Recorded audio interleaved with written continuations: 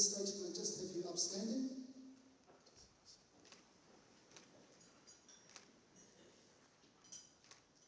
I would like to welcome our chief guest, His Excellency, Honourable Ministers of Hunger.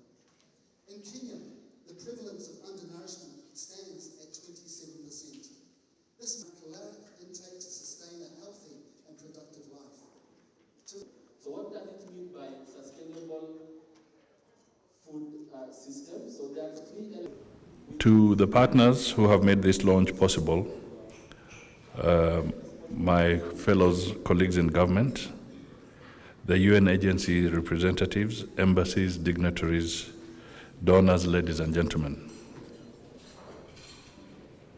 Today, we are looking at a grim combination of population growth,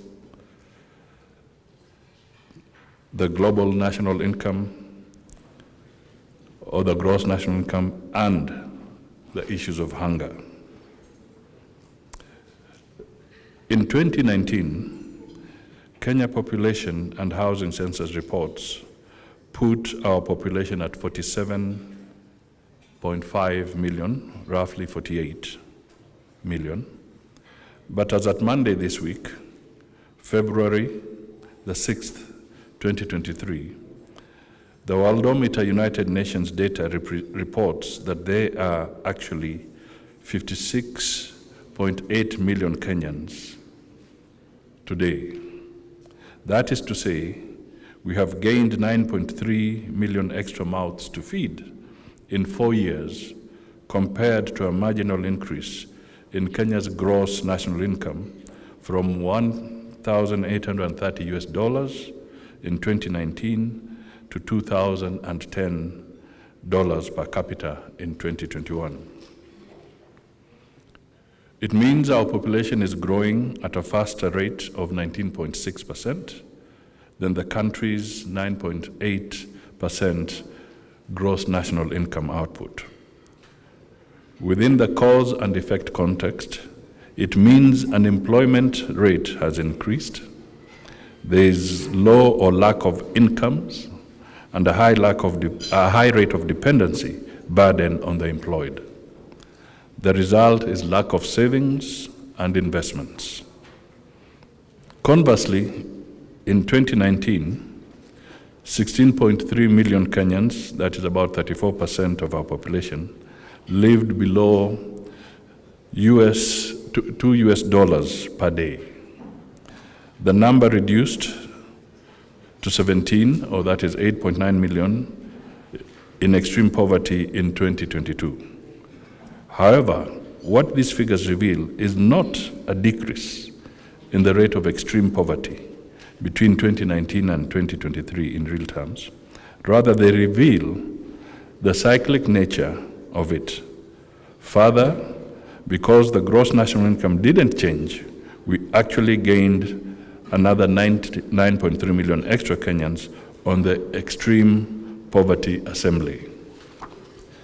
This data presents an ugly picture of more poor people, an increase in the unemployment bracket, and poverty. This concurrently means more are eating poorer or with no food, or in poor health.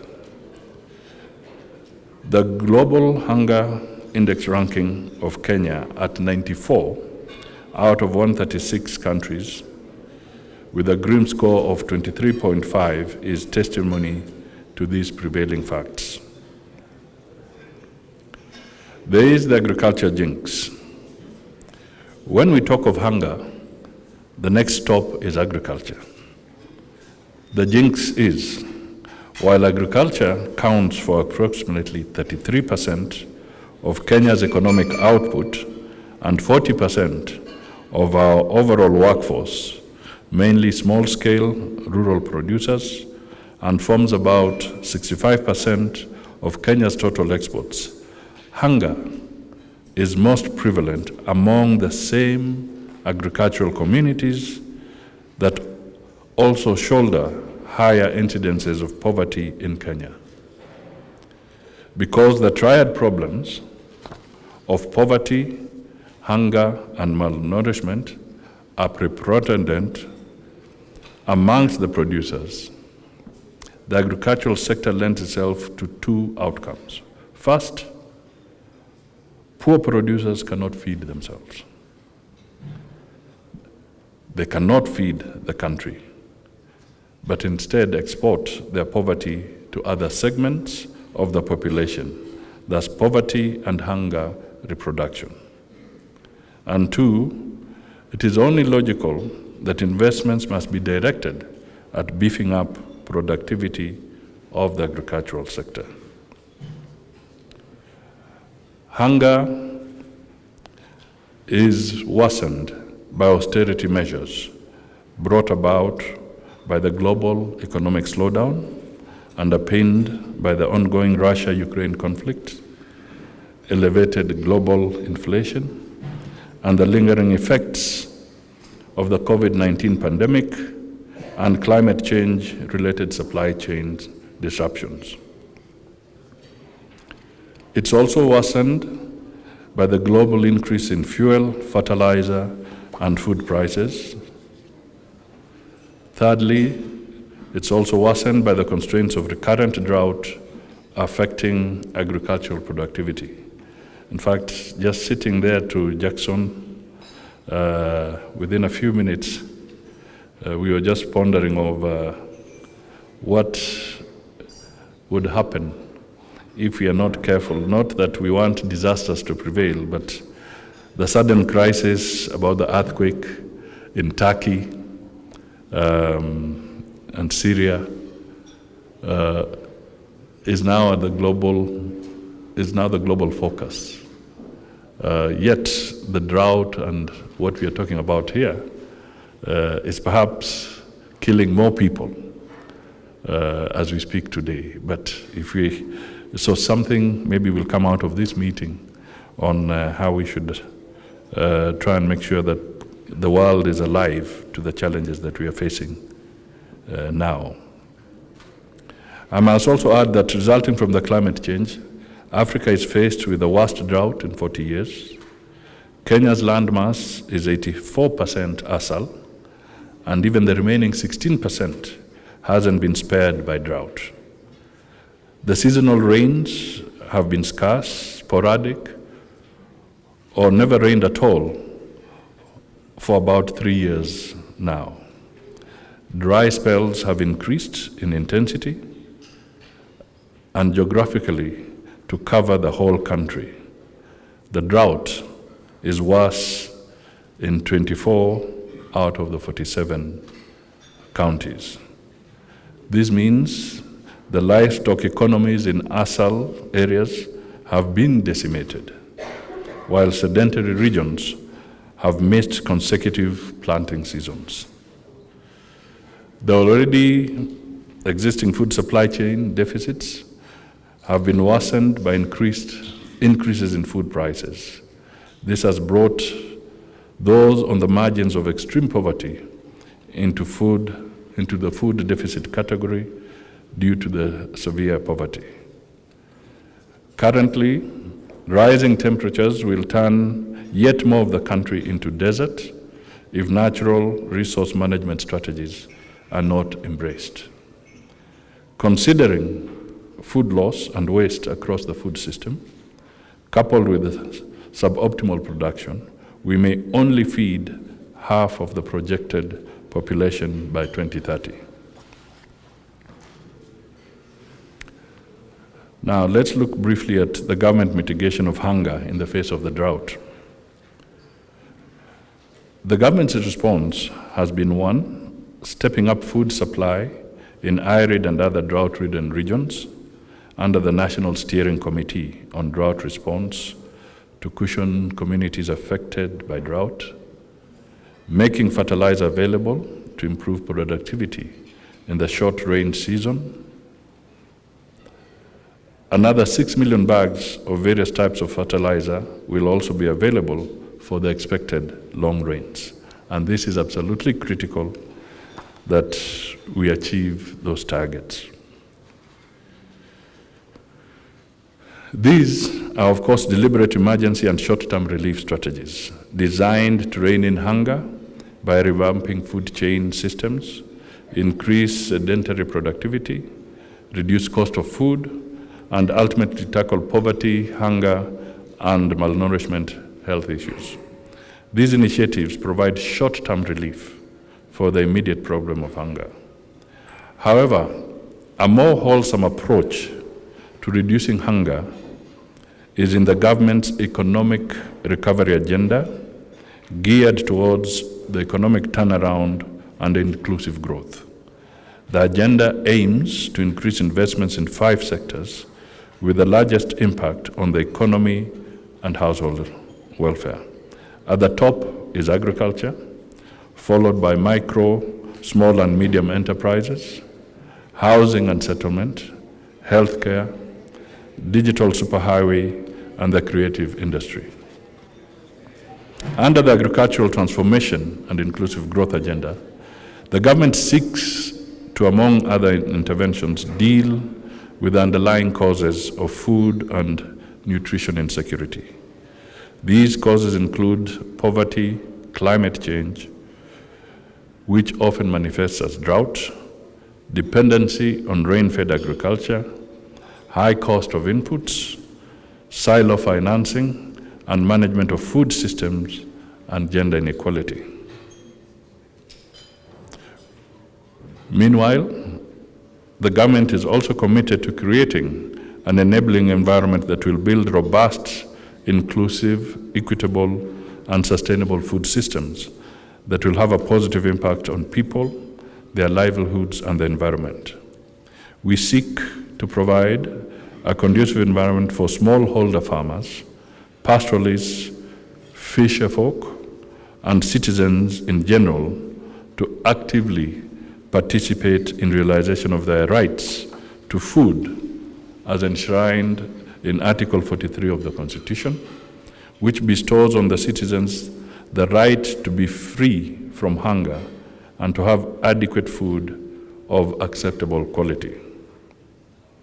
From a policy perspective, we will do this by effectively coordinating the entire range of the production, aggregation, processing, distribution, consumption, and disposal of food and waste, their interconnected activities, and their linkages with economic, social, and natural environments.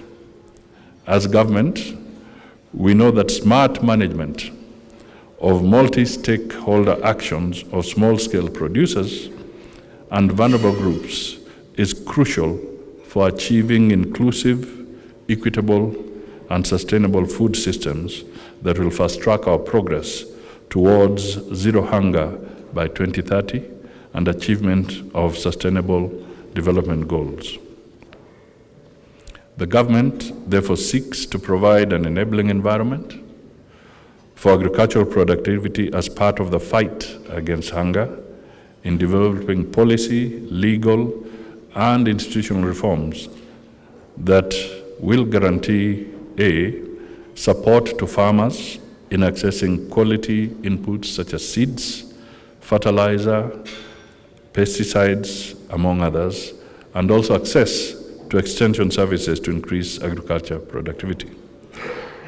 B, to increase the irrigable land from the current 670,000 acres to 3 million acres of food crops to guarantee food security. This will be a public-private partnership venture. I therefore invite the private sector to partner with government in ensuring we move the country from dependency on rain-fed agriculture and vulnerability to drought and the effects of climate change. C, we need to improve storage, preservation of milk, and access to markets by dairy farmers. This will offset the cost of feeds and bolster local economic turnaround, job creation, and reduce hunger. In this endeavor, we intend to reinstate the stalled milk coolers program and the distribution of 650 milk coolers across production areas in the country. D, we need to scale up of the seed multiplication for all crops and improve value addition in partnership with public and private research institutions. Ladies and gentlemen, I have deliberately picked on enhancing agricultural production as a way of fighting hunger because it is the low-hanging fruit among the multiple approaches government intends to apply to achieve equity. Focusing on agriculture and agricultural productivity immediately draws our attention because it has the greatest potential of not only generating food security and therefore enhancing the fight against hunger, but also has the highest multiplier effect on the country's gross national income through job creation and poverty reduction. So before I just make my last line, I had the opportunity to interact briefly with the World Food Programme. And in our conversation, when we thought that the refugee crisis was subsiding, and I'm sure Raymond here might attest to that, we don't have the exact figures, but maybe close to 100,000 of our neighbors from Somalia who are facing perhaps even a more severe situation have actually come back to Daadab.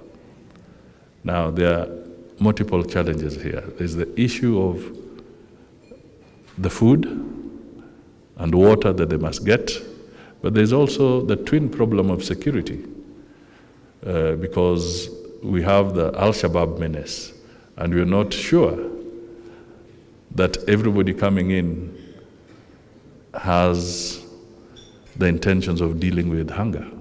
Maybe others have other intentions. So these are emerging issues that we really have to deal with collectively as a team. I want to make an appeal that we are not yet out of the woods. We are still in a very, very delicate situation, and definitely we need to continue supporting the Kenyans who are facing this challenge. The estimate is that about 4 million Kenyans are within that area, maybe different levels of intensity in terms of those that are facing the severe drought, others are on the borderline, but roughly 4 million Kenyans are in trouble. And of course in the region, I'm sure you have the statistics, if you take the entire region, that it's quite severe. And there are inherent security threats around this. We have come across, personally, I came across a member of parliament who was almost shedding tears in my office because they had lost a lot of livestock in a part of the country. So the need for intervention remains alive. The forecast is not yet positive that even when the rains do come, they may not be adequate enough. So I just want to flag that so that our friends and partners can keep the eye on the ball in this regard, so that we don't lose lives during this challenging period. So as we wait to see the actual data and figures, I would also want to wish wish you all positive deliberations and to encourage you to share your information and your findings with government. At the end of the day, to make informed decisions, we must have timely and reliable data. Otherwise, we'll be groping in the dark. So if we can share the data we have, not just because we are launching the hunger index, but the other parameters and the necessary analytics that go with it, for us to make informed decisions collectively, we must have a free flow of reliable, accurate, or clean data that we can use to make good decisions and to make the proper interventions. So, ladies and gentlemen, thank you. May I formally inaugurate your session, and I look forward to scanning through the details of the index itself. Thank you. A round of applause. Thank you very much. I'll also request Mr. Stephen Jackson, UN Resident Coordinator, please approach.